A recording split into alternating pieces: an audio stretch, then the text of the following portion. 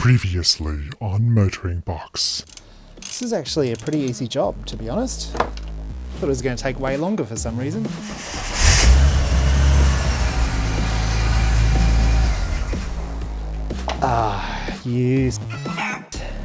It looks like my harmonic balancer is cooked.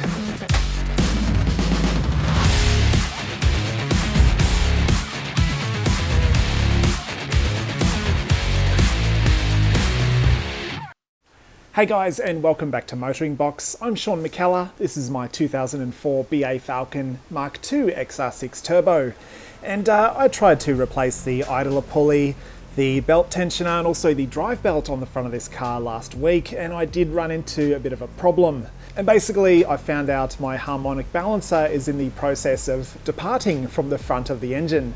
Now, I had a few people in the comment section saying it is impossible for a harmonic balancer to come off the front of an engine, but I can assure you it is possible because it's happening right now. So to fix this problem, I of course had to go and buy a replacement harmonic balancer. So that is going to help us hopefully finish this job off today. And harmonic balancer is actually a pretty difficult thing to get off if you don't have the right tools. So I actually had to go out and buy this tool which helps you to pull off a harmonic balancer. You basically wedge these little tabs in behind the balancer spokes itself, and then you screw this bolt in, and that'll basically press up against the front of the engine and then pull the balancer off as you screw it in. So hopefully we've got enough space down the front here. It's looking very tight.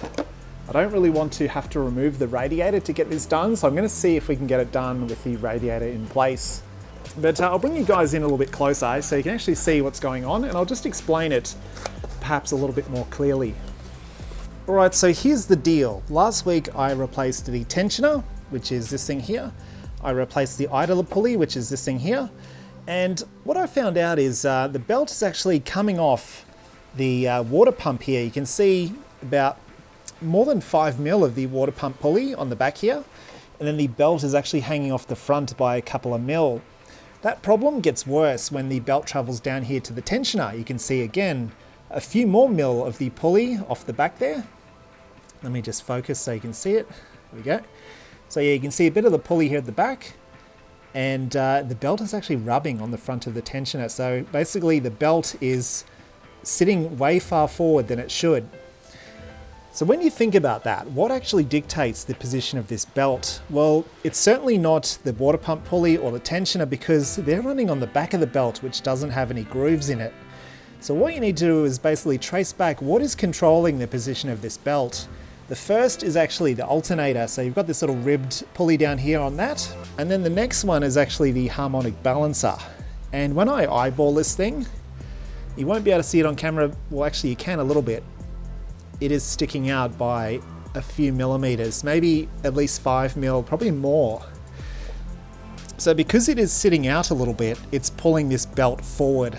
A little bit here and then even more here. And when you have a look at this harmonic balancer, now with the benefit of hindsight, you see that gold kind of bronzy colored ledge here? That should not be there. You see, I've never really seen a harmonic balancer up close before and examined one, but I thought perhaps this sort of outer ring is thicker and, you know, sat out from the inner sort of ring, but no, they should be flush. So that is really the outer ring of this harmonic balancer separating from the inner ring, because I believe there is like a rubber sort of a joining surface, I guess, that sort of bonds the outer and the inner ring together, and that can kind of separate and cause the outer ring to come off. So the inner ring, you can see it's secured by a bolt. That bolt is still nice and tight, but it is this outer ring which is starting to separate and come off the front. That is of course dragging the belt forward and causing it to impact with the side of the tensioner there. So one of my comments, again, I think he's going to be called Dickface by the end, but I will check the tensioner dimensions just to make sure it's the same as the old one. But I reckon if we replace that harmonic balancer, it is going to put the belt back where it needs to be. And I do remember when I removed the old belt and the old pulleys and everything, that it was sitting forward a little bit here. I think it was just a bee's dick away from touching the old tensioner. In fact, it may have already been rubbing, but it was probably rubbing at such a slow rate that you never heard it. And when I stuck this new belt on, it's obviously thicker, and it just rubbed obviously straight away. You can even see some strands of rubber on the belt there where it's starting to wear away. So I need to get the belt off, and we need to pull off that balancer as well. So let's pull out the new balancer and I'll show you the difference. So you can see here's your inner ring, and it sits pretty much flush with the outer ring of the balancer. So there is a sort of rubber section here in between those two. So that is why, yeah, the outer ring of my old balancer has started to separate and it is coming out. It's really just a matter of whether this tool fits. It looks like it is going to. So fingers crossed we can do this without having to pull this radiator, because if you're following the channel, I installed this just a couple of weeks ago. It's got fresh coolant. It is a massive job in a BA Falcon to replace a radiator. So fingers crossed we can get that done. So yeah, otherwise you're gonna hear some more chicken sound effects if I have to do that, a lot of them. So I've got my 3/8 socket set with a little short stubby extension. Going to use that to lever my tensioner open, and then just pull the belt off a couple of the pulleys. You can then let the tensioner go, pull out your socket, remove the belt. Now it turns out the Harmonic balancer takes a 22mm socket. But the thing about it is connected directly to the crankshaft of your engine. So if your car's an automatic, you're actually going to be spinning the engine and you're not going to be able to get enough force on it to loosen it. But with a manual like mine, you can actually just put it in gear with the handbrake on, which I've already done, and that should give you enough power.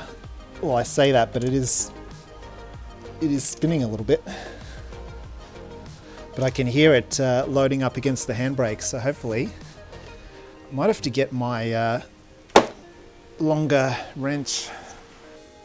I'm not going to lie guys, I was struggling with that bolt for quite a while. It is on extremely tight. But yeah, if you just persist, if you've got a manual, you'll probably get it. The only other thing you can do is get a really long breaker bar on your socket set and then try and wedge that bar up against something on the passenger side of your engine bay or even the ground, and then just crank your engine momentarily. Look, you're gonna have to do it at your own risk, because there is a risk that the bar could fly off and damage something. That appears to be on. So because I don't have a spanner big enough, I'm just using a shifter. Might have to get a GoPro or something just so you can see what's going on, because that main camera can't really see shit. I've just got my shifter and I'm starting to wind this bolt in. Might need to get a bigger shifter actually, because the amount of leverage you need on this bolt is quite substantial. So I'll be back in a sec. So I've got my good old SCA caliber shifter. Now if we had the radiator out, you could actually use a socket set on this, but as I mentioned, I'm trying to avoid that if possible. I would rather not have to take that out. So yeah, I would love to do this quicker, but to save time, I'm going to have to do it the hard way. I should be pulling our Harmonic balancer off as we speak. Let me see if I can spot it moving. I can actually, so it is coming off. There is another aspect of this job which I only worked out at the last minute as well, and that is that there's a front main oil seal behind this balancer, and I really wish I bought one. I couldn't get one in time, but it is good to know that it's not the hardest thing in the world to get this off if you've got the right tools, which I have for the most part. So if I need to come back at a later date to replace that seal, it is not the end of the world. I can see a little bit of oil present, so it may need doing in the near future, but for now I can't do it. So yeah, it looks like we've got that off. I'll just get the tool out of the way and hopefully I can just pull it off by hand. There we go, the rest of the way. So there is a little bit of oil, but yeah, as I mentioned, we may have to do that at a later date. So let's pull this balancer out and compare it to our new one. So just to illustrate my point here with the balancers, here's the old one. See that massive lip between the outer and the inner ring? And now have a look at this one. So it is pretty much flush. And you can see that rubber section there, which is sort of connecting the two. This one has the rubber, but it is sitting all the way down there, if I can focus. Yeah, it is like a good probably 5 or 6 mil below the surface of the outer ring. So I do not want to jinx this, guys, but this job is going really well so far. I had to say it, didn't I? So we just lined up our little keyway there, push the harmonic balancer on as far as we can go. And then it should be a matter of simply grabbing the old bolt. So what we should be able to do here is just get the bolt going into the thread. And then as we tighten this up to 125 Newton meters, it should push the balancer in the rest of the way. So we'll get that bolt in as far as I can by hand. Very good. We'll have to see how this new balancer goes. I have heard some people recommending silicone sealant to help seal the front main oil seal there. But yeah, I'll just play it by ear. If it does start leaking, I'll buy a brand new seal, I'll buy some silicone sealant, and then I'll come back. Because luckily, as it turns out, I can remove it without having to pull the radiator. I just need to pull the thermofans out, which is a 5-second job. Okay, so we've met resistance. Let me swap back to my torque wrench. Set to 125 Newton meters. So let's see if we can get this torqued up.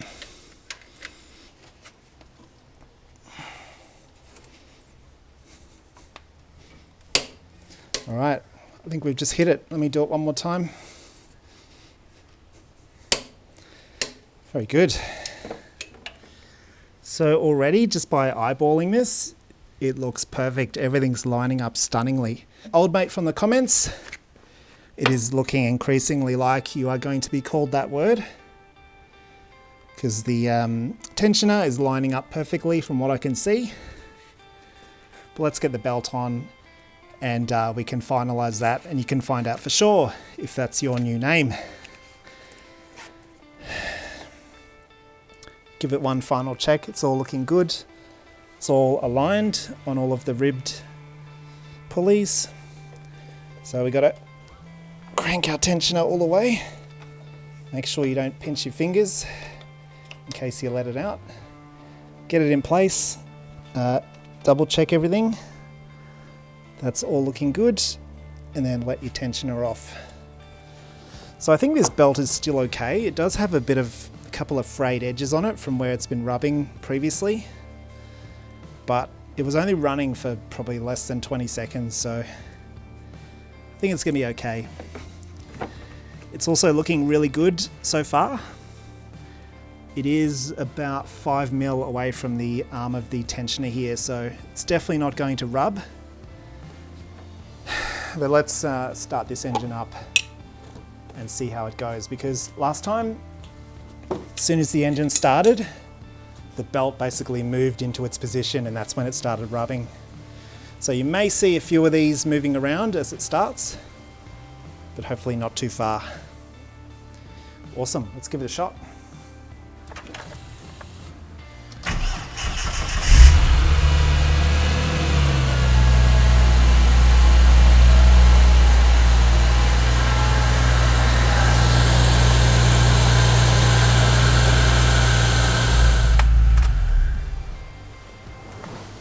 Guys, I think that is what you call a result.